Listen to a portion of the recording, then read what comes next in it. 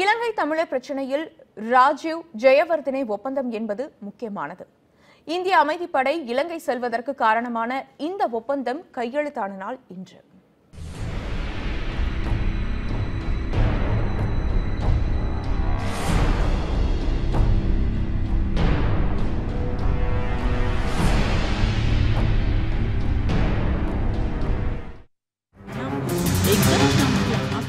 இலங்கை தீவில் 3 தலைமுறைகளாக தொடர்ந்த இனவாத பிரச்சினை 1980களில் பெரும் நெருப்பாக வெடித்தது.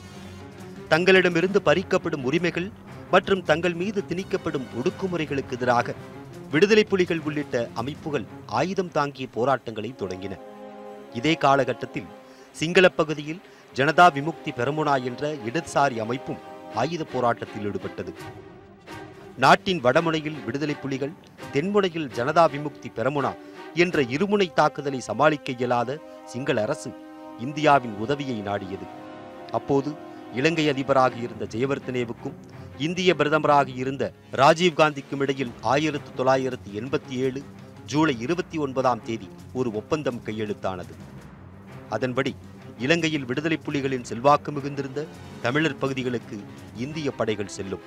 அங்கே அவர்கள் அமைதியை நிலைநாட்டுவார்கள். மேலும் 13வது சட்ட திருத்தத்தின்படி வடக்கு கிழக்கு மாகாணங்களை இணைப்பதும் அந்த ஒப்பந்தத்தின் ஓர் அங்கம்.